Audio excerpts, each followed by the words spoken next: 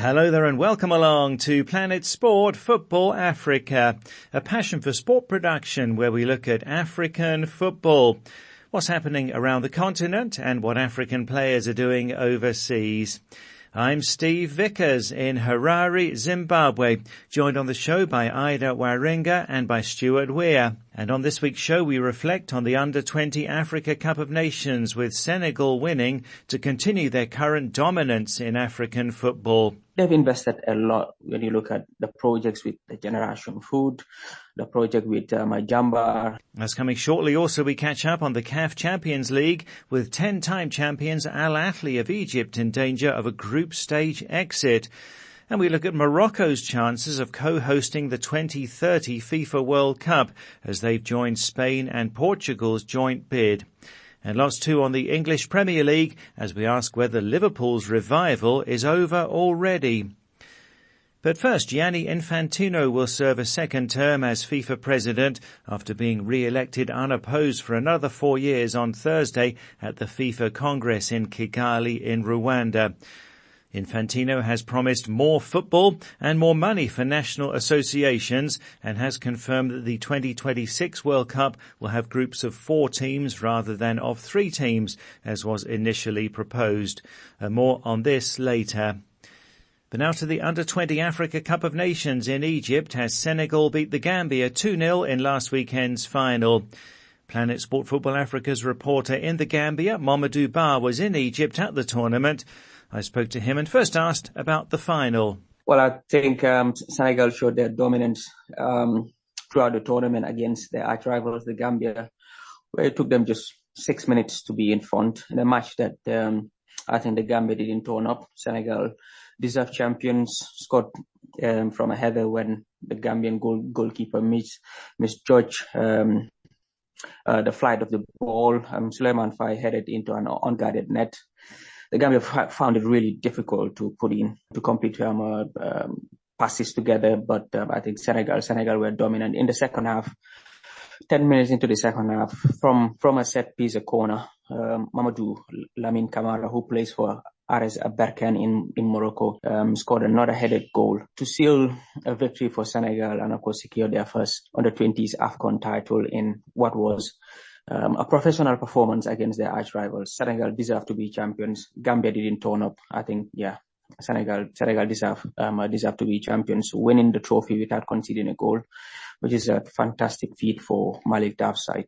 And it's a real period of dominance for Senegal, not only the Under-20 AFCON champions, but the reigning senior AFCON champions, having won the CHAN recently in Algeria, and also the beach soccer AFCON champions too. What do you think we can expect from Senegal in the next couple of years? For people that know and follow Senegalese football, I think it is no surprise that Senegal are currently dominating football around the continent, because they've invested a lot when you look at the projects with the Generation Food, the project with Majamba, and when you look at most of the players from the under-20s national team were either from Generation Food or Jamba. So, and of course other clubs or academies in the country that have invested in making sure that they produce the best players within the country. So I think they are just reaping the benefits of what they've done in the past.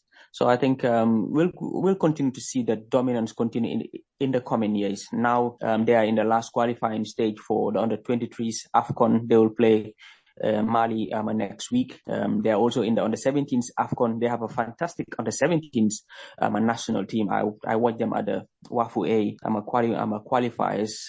They will be among the favorites for the title in Algeria come April. So I think for me, I think Senegal are just enjoying the benefits of what they've invested. They've invested a lot in their sports and of course football in particular. When the team arrived from the under-20s AFCON triumph, they went straight to the head of state, Macky Sall, who presented each member of the delegation 10 million CFA. So that showed that the team, the Senegalese players and of course various national teams are all motivated to go and secure titles around the continent in continental championship, knowing that when they come back, they'll be rewarded. And also they are from settings that really gave them the platform to be competitive. And of course they are showing that at the continental stage. Yes, it's an amazing period of success for Senegal. What about there in the Gambia then? As you say, the final very much went Senegal's way, but I'm sure people there must be really happy with the Gambia finishing runners-up. Yes, Gambians are really proud of the performance of the team, even though naturally disappointed to lose at the final, especially losing to your arch rivals and neighbors. So it really hurts to for Gambia to lose any football match or in any sport against Senegal. But on the bigger side, I think people are happy how well the team have done, given the resources and of course the state of football in the country for the under 20s to qualify for a second consecutive AFCON under 20, being in the final for the very first time, securing a World Cup ticket. It's a great achievement. So people hope that the team can continue its development when they go to the World Cup in Indonesia, and of course also generally football development in the country. So people are really proud of Abdoulaye Bojang's team, and of course hope that these youngsters can continue their football development, maybe to go out and play in better leagues, and of course and break into the full senior national team. Yeah, sure. So Senegal and the Gambia qualifying for the Under-20 FIFA World Cup later this year, along with the third and fourth place teams, Nigeria and Tunisia. What can we hope for there, Mamadou? I think African sides have done predominantly well at the U20s World Cup. I remember Gambia 16 years ago in 2007, in our debut appearance, we went to the last 16 of the tournament. So we've seen Ghana being African, being world champions. I remember in Egypt. So the likes of Nigeria have had third place finishes here and there. So I think the four countries will need to improve their squads at the World Cup to make sure that they have a chance of fighting for the titles. But I'm really hopeful with what I've seen from Senegal, the Gambia's team also with a few improvements. Nigeria, they have the history of performing well at these tournaments, and of course Tunisia as well. So I'm really hopeful of the African contingent that have booked their place at the World Cup in Indonesia. Yeah, let's hope so. And just finally, Mamadou, your reflections on the Under-20 AFCON in Egypt, the hosting, standard of play, and so on. I think for me, it's having covered the past two editions of this tournament in 2019 and 2021.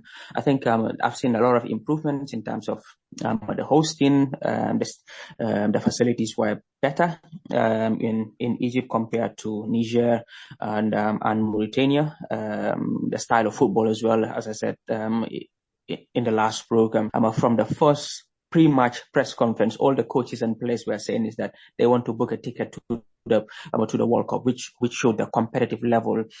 Even at this category, players and coaches are already looking at the bigger picture. They want to showcase their talent at the global level. So for me, that was really outstanding. And as a Gambian, covering any competition which has your own country going to the final, it is indeed a proud moment. The last tournament we reached the semi-finals and won bronze, but this time around, full of emotions, seeing the Gambian national team playing at an AFCON final, which made me really proud. Even though we lost to our bitter rivals, but I think it was indeed the highlight for me, covering Gambia playing at an AFCON final. Speaking there to Mamadou Ba in the Gambia. Mamadou was at the Under-20 Africa Cup of Nations in Egypt. Well, next here on Planet Sport, Football Africa, brought to you by Passion for Sport. To the CAF Champions League, match day 5 of the group stages on this weekend, and 10-time champions Ahly of Egypt are in a tight spot. After a 5-2 loss to Mamelodi Sundowns of South Africa, they're third in Group C on 4 points, 5 adrift of second-placed Al Hilal of Sudan, who are on 9 points. So are we going to see a shock group stage exit for Al Ahly, Ida? Well, Steve, this does feel like something similar that many said last season as well. Only for Al Ahly to get all the way to the final. Now, their group stage then, it also wasn't the best, and just like this one, they came second best to the Sundowns. You see, the thing about situations like these is that the team's fate is totally out of their hands. In this situation, for example, Al Ahly must now win their remaining 2 group stage games and then hope that the very same Sundowns do them a favor and beat Al Hilal in Sudan. So little to nothing is in their control. And I know things look tricky for them, I think even more so this season than last. But Steve, these are Champions League specialists, and I wouldn't be too surprised if they pull a rabbit out of the hat. I mean, what Madrid is to the UEFA Champions League, for example, is what Al Ahly is to the CAF edition. So in very much the same way, I wouldn't discount the Egyptians. Yeah, there's still a chance they might make it through to the quarterfinals. Well, in other African football news, Morocco have come into the picture as possible co-hosts for the 2030 FIFA World Cup. Spain and Portugal are looking at Morocco as a possible replacement for Ukraine in their joint bid. Intriguing story this. What do we know about this, Ida? Well, Steve, it's a 6th bid overall from Morocco to host the World Cup. It bid unsuccessfully in 1994, in 98, 2006, 2010, of course, where it lost out to South Africa. That was a big one for Sub-Saharan Africa. And it also bid for 2026. Now, after failing with the 2026 edition, Morocco declared that it would bid for the 2030 World Cup, and this was all the way back in 2018. And so here we are. It might not have gone according to plan, though, because Morocco seemingly came in at the tail end there. See, the bid initially was a joint candidacy between Spain and Portugal, something they announced in 2021. Then in October 2022, they brought on Ukraine. Now, this might have strictly been for political solidarity because it was quite impractical, to be honest, since Ukraine was already deep in the throes of war, and a war that didn't look to end soon. Steve, it said that Morocco had been in talks with the Iberian countries that entire time, the Spains, France, and Portugal, etc., but that they chose to go with Ukraine. Not to get sidetracked with this particular discussion, but I think it prudent to point out that this didn't make much sense, at least logistically. In contrast to the longer distance between Ukraine and Spain, for example, Morocco is separated from Spain only by the Strait of Gibraltar. So it was an impractical choice to go with Ukraine, but look, as we've said, it could entirely have been for political solidarity, knowing full well that they would eventually go with Morocco. I mean, we might never know.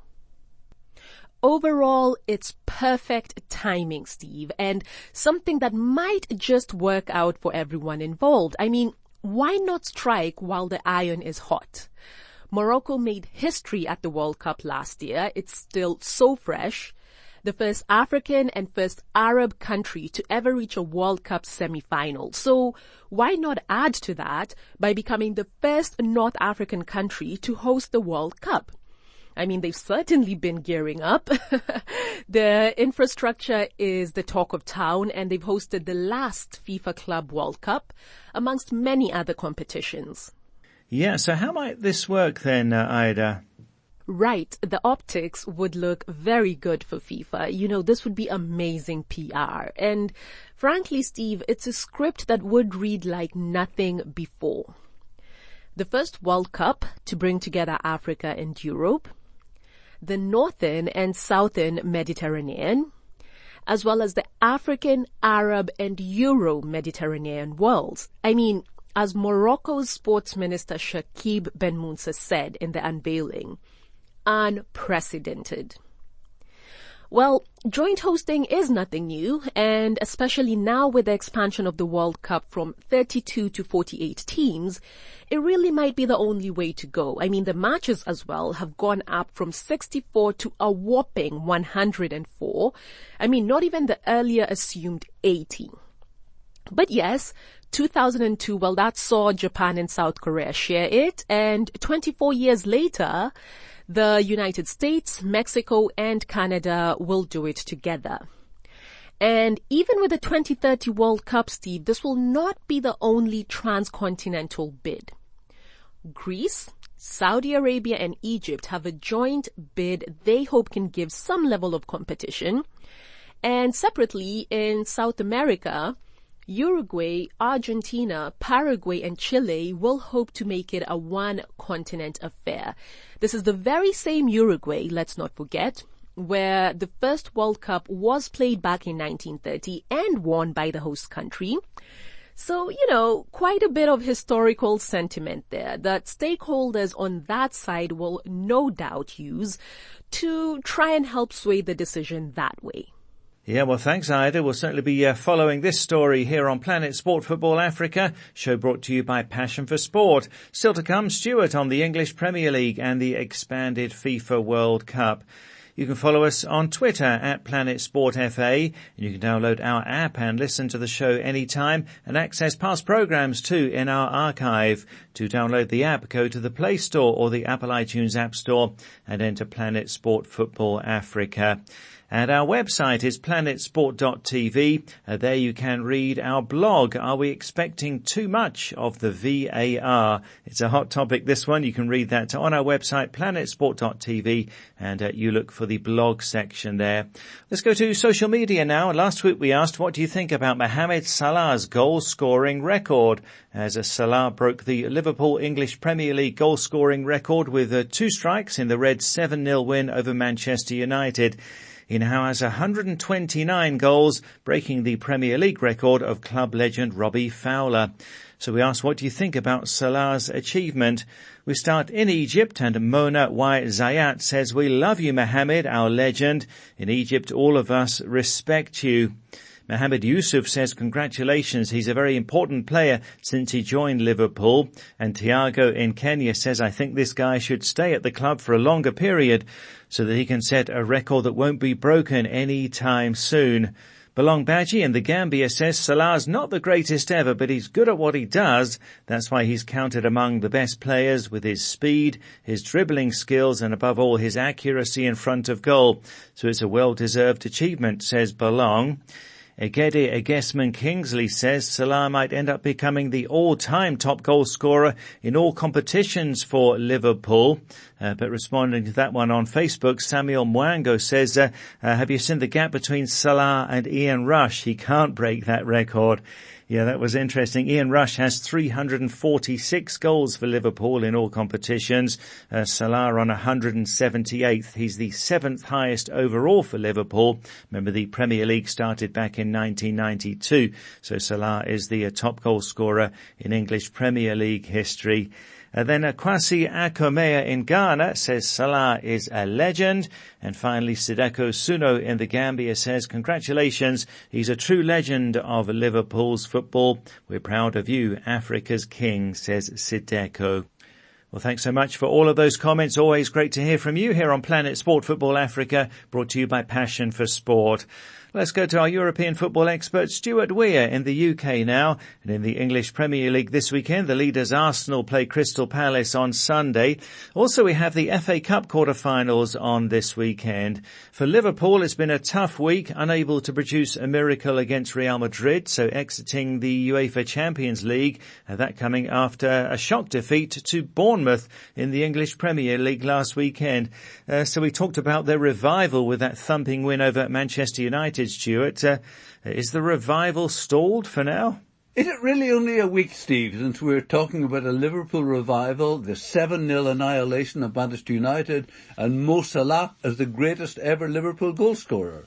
Then 6 days later, Liverpool go to Bournemouth, absolute bottom of the Premier League, and Liverpool lose 1-0. And to make matters worse, Mo Salah shoots wide with the penalty, and well wide at that.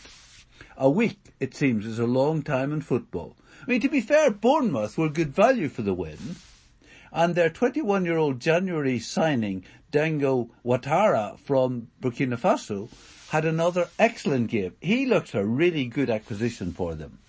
But what a contrast between the 2 league games this season between Liverpool and Bournemouth.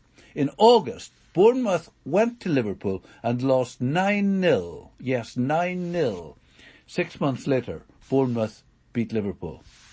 And I found a strange statistic, Steve. In the 2021 season, Liverpool beat Crystal Palace 7-0.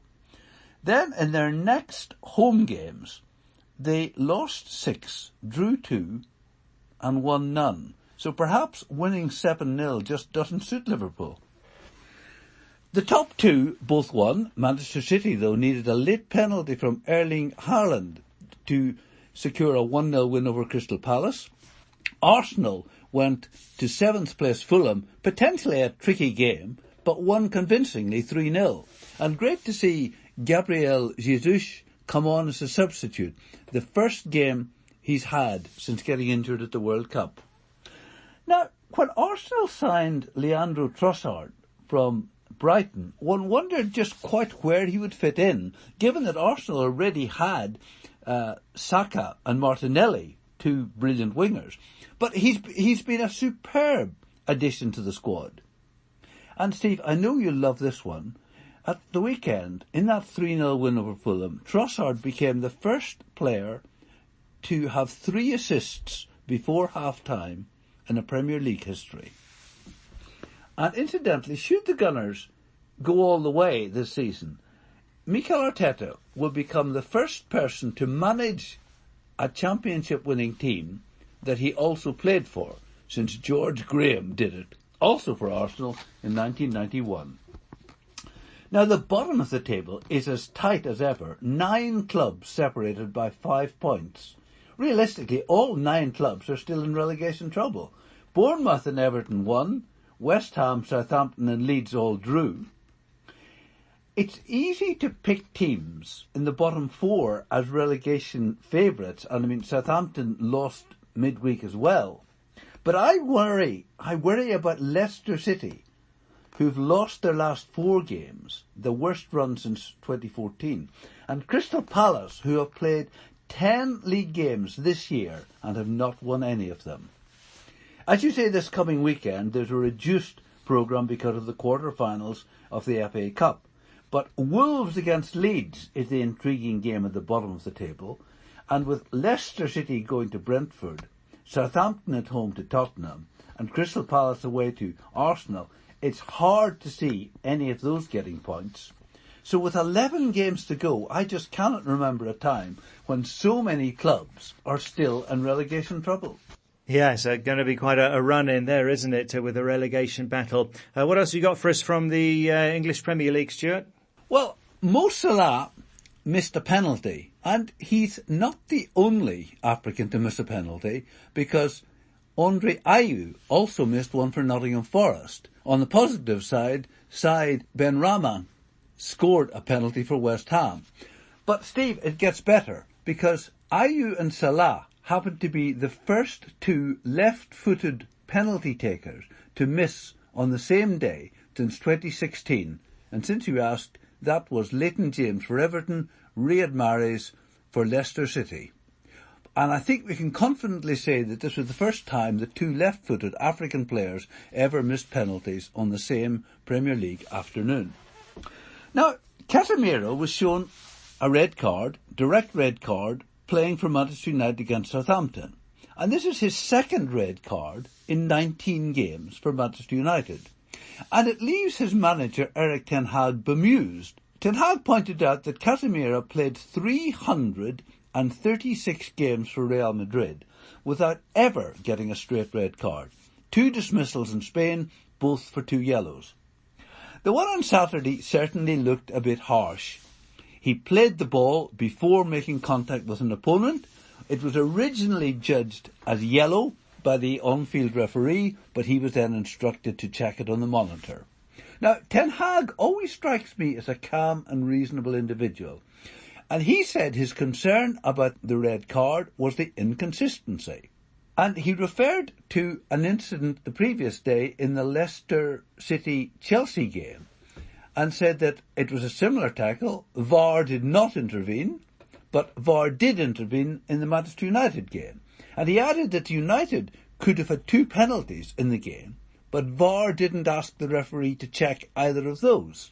So that's what he means about inconsistency. And the incident he referred to in the Leicester-Chelsea game was Pereira of Leicester, who got a yellow card for a very similar tackle to Casemiro's. And a further irony if you're looking for conspiracy theories, is the referee who on the Saturday gave Pereira the yellow card was Andre Mariner, and he was the VAR official on the Sunday who recommended the red card for Casemiro.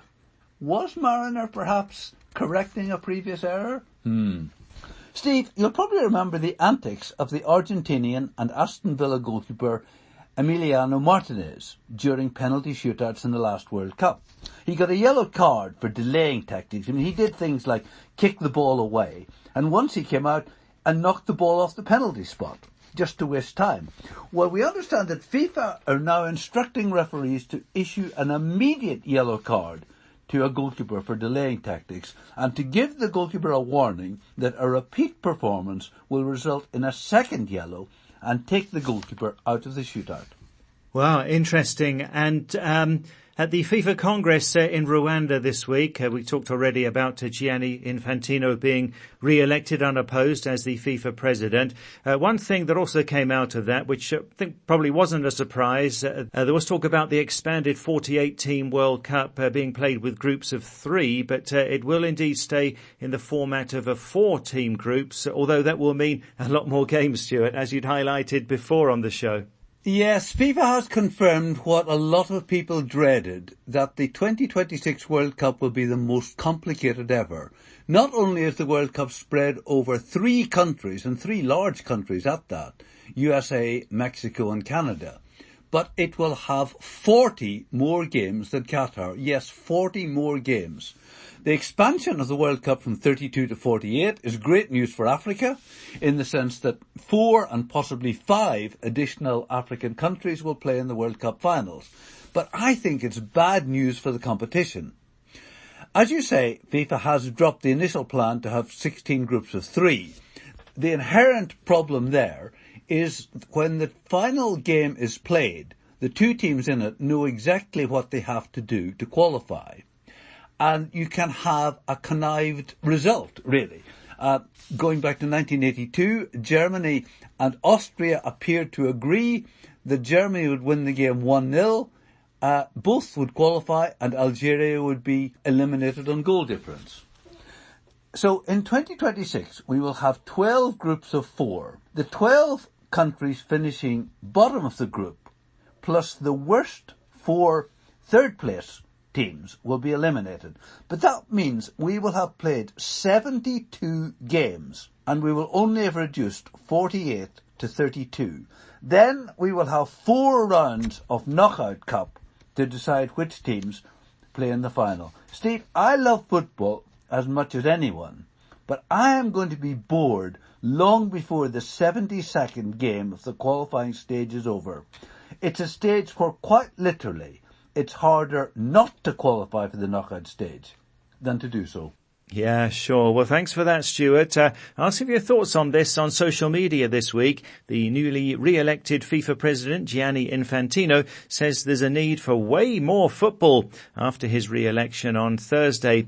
There'll be an expanded 2026 FIFA World Cup with all of those games, as Stuart was highlighting, a new 32-team Club World Cup, plus the Under-17 Boys and Girls World Cups will be played every year now. Well, player unions and UEFA say there's already too much football, but on the other hand, national teams and clubs from some countries will have a much better chance now of qualifying for tournaments where there are more slots.